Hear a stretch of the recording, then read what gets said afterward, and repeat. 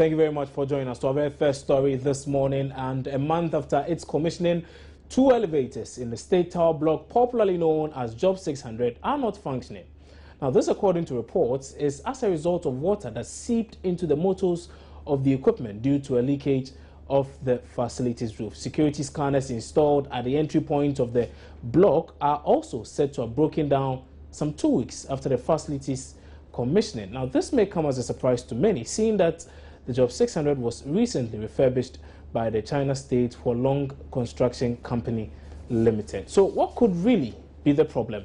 Kate Addo is Deputy Director of Public Affairs of Parliament. She joins us live now over the telephone lines with some details of this. Mrs. Addo, good morning. Thank you very much for joining us on News Desk. Good morning. Thank you very much for having me. Right. So the first thing I would like to ask is how long you have known about the leaks and the non-functioning elevators? Well, I found out sometime last year, probably on Tuesday or Wednesday, I'm not sure. Might be Tuesday, that some of the elevators basically are not working. So, there was a technical committee that was overseeing the Job 600. We got in touch with them, and I'm sure, as you're aware, when a building is handed over by a contractor, they have a year's liability, within which period any defects on the building is to be handled by them. So efforts were made to get them to resolve the various issues that have come up. So basically, we're working around the clock to ensure that the latest and whatever other equipment that was installed that is not working properly is resolved. So I can say confidently that before probably in 2 or 3 days' time, the problem should be resolved. Okay, so you're saying in 2 or 3 days' time the problem should be resolved. Now, exactly what are the problems with the Job 600 so far, the ones you have identified? Well, there are no real problems. The issue is that some of the elevators, as the report indicated, are not functioning properly. I don't know what the reasons are, whether it's due to whatever situation, whether it's power outages or whether there are actual faults with the elevators themselves. But what I can tell you is that the contractors who handle the building are working to resolve, the issues, especially with regards to the elevators. With regards to, I heard you say that the security post is also not working. I have not seen it not work because I used the Job 600 on Wednesday because obviously my office is on the other side of the block. So I go there as and when. I used it on Wednesday. It was functioning perfectly. So if as of Thursday or if it's not working this morning, I'm not sure. I'll have to go and check on it. But I can tell you for a fact that, yes, indeed, some of the elevators have not been functioning properly. Okay, so what you're telling us now is that, you are going to fix this in the next 2 or 3 days, but at what cost would that be to the ordinary Ghanaian? Or you're saying because I'm saying that when a building is handed over by a contractor, when a contractor finishes a building and hands it over to the client, in this case, the client being the Parliament and the people of Ghana, if there is any issue with the building within a year, it is the liability of the contractor, and therefore it will come at no cost to either Parliament or the ordinary Ghanaian, because it is the liability of the contractor who undertook the job. Right, right. Now, it's barely a month since the facility's inauguration. Now, how sure are we the situation will likely not get worse in the coming days? I mean, it's just a month and we're already seeing some of these issues. It couldn't possibly get worse. The issue is that I am not a technical person by no means, but I do know that when buildings of this size, are commissioned, issues like this usually sometimes do come up. And when they come up, resolutions are found to the issues. And that is why there is a liability period within which, if any problem develops, the duty falls on the person who actually executed the job to fix them. And that's why the contractor, in this case, will be liable for fixing what defects there are.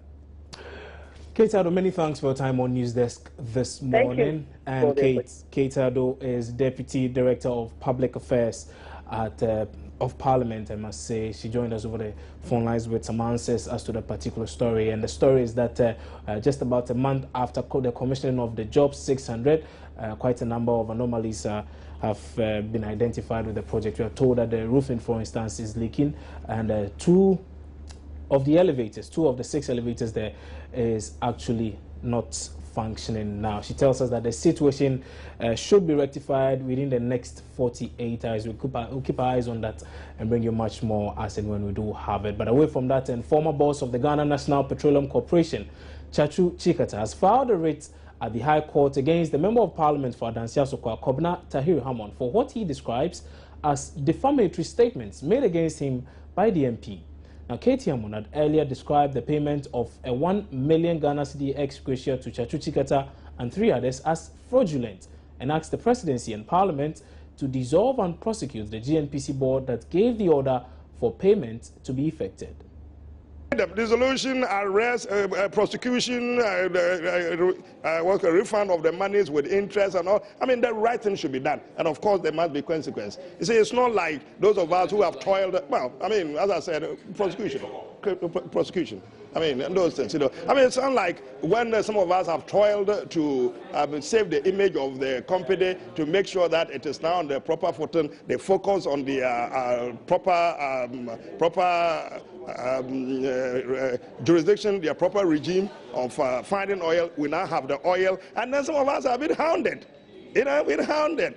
What a Yoko, what and that, what and that, what and that. But the actual people who should be facing the music, they are relaxing the cozy comfort of their living rooms. That is some sort of gross injustice. I want justice in the country.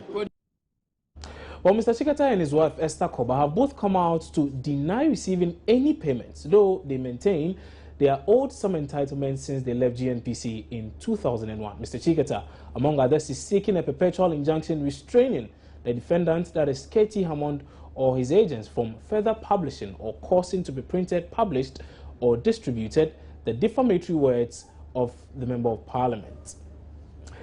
Now, away from that, let's do some politics, and we can start with the PNC. And the General Secretary of the People's National Convention, Bernard Mona, has dismissed suggestions his ambitions of becoming the party's next national chairman is in limbo after a petition was filed for him to be disqualified. Now, 3 members of the PNC want Mr. Mona disqualified for presenting a debt check for the payment of his filing fees and dues. But Bernard Mona has rubbished the allegations, saying, though he regrets what happened, he has fulfilled all requirements of the party and will be contesting the elections. He's been speaking to my colleague, Felix Akoyam. The vetting committee, having listened to the petitioners and listened to the respondent, have come to the conclusion that we should go to National Delegates Congress.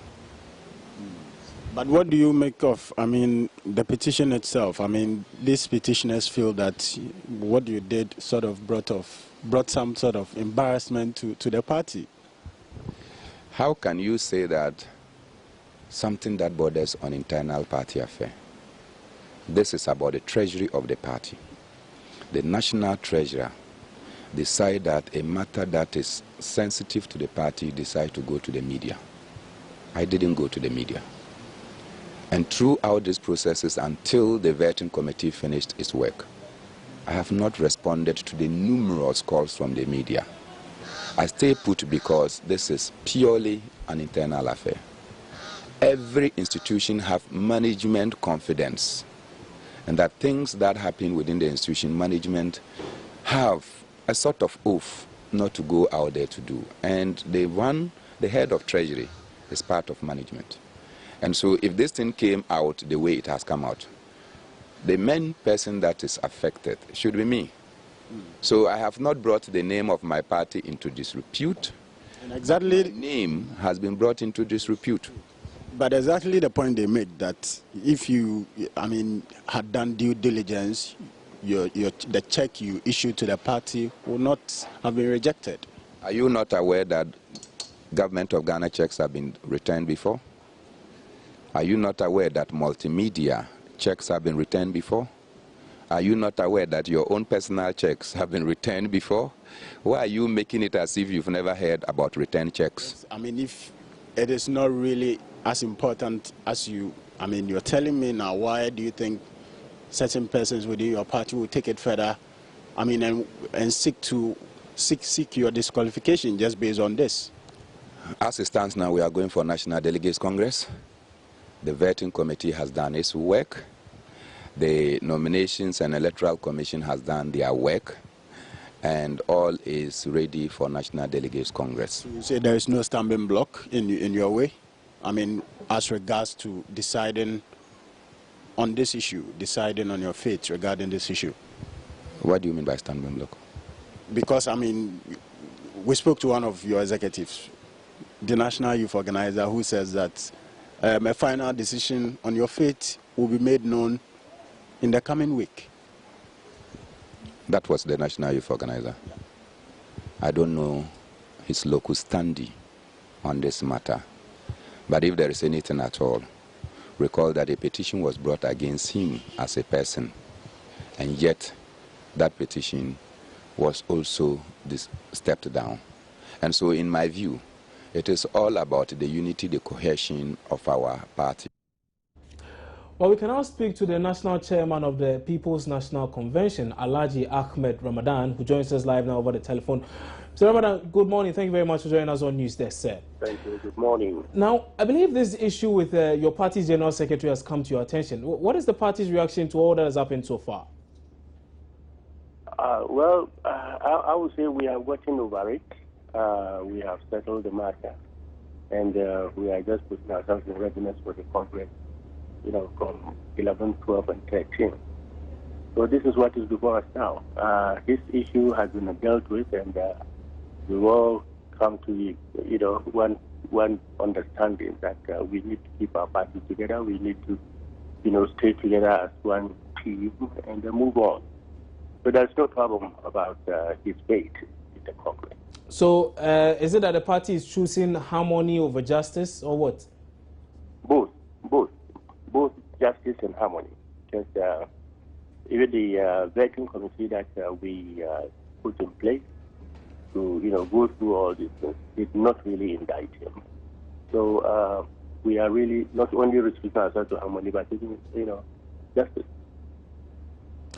Now, let's speak of the upcoming Congress of the party. And your Congress is slated for some time later in the year. Is it, correct me if I'm wrong, December 11 to 13, thereabout? Yes. Tell us about preparations so far. Well, everything is in place. We have done all the necessary things. We have taken nominations. We have done the vettings. We have done the balloting. There is a lot of noise now. Yes, we're on the Yeah, we have done the balloting, and we will be meeting with the Electoral Commission today to see how soon their preparations will also, be done with. So certainly 11, 12, 13 will be the day for our Congress, and we will all congregate there in WA to make sure that we have a successful Congress. Now, one thing that was top of the agenda for the PNC and the CPP were some major talks early on. What has become of those talks? Yeah, each time we raise this issue of unity or merger, we have some few challenges, but none of us had really given up.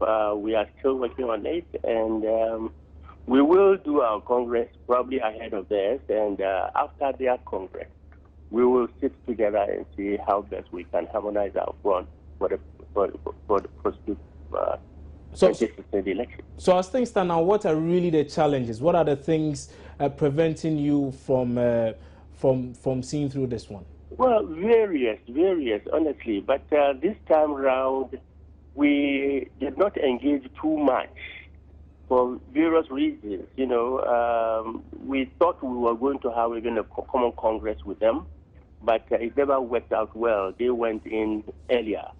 And we thought we'll even do this one also, the presidential one. But they have set aside their presidential Congress separate from ours. And we are combining both, executive and presidential together, and they didn't do it that way. So we both decided that let's finish with all the Congresses. Probably we will have another bench of, constitution that can really bring us together. It is at the topmost, position, level of the two parties, and we are sure to come together. We are sure to come. Does it look like a possibility that this thing may happen this year? Well, it's possible that we will get together and prosecute the 2015 election together. It's possible. But that's all it remains, a possibility, but nothing really firm on the ground. Well, you know, what is it? Every issue starts with possibilities, and then we translate it into reality. And we all have the desire to actualize it. And I'm sure, you know, from where I stand, I'm sure we will be prosecuting the 2016 election together with them. Right.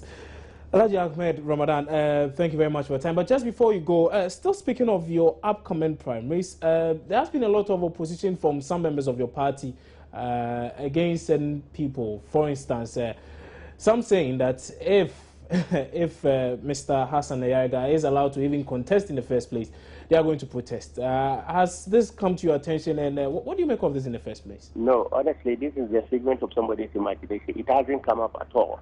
Hassan Ayarga has gone through the whole process, and he has been engaged by the vetting committee, and he is contesting.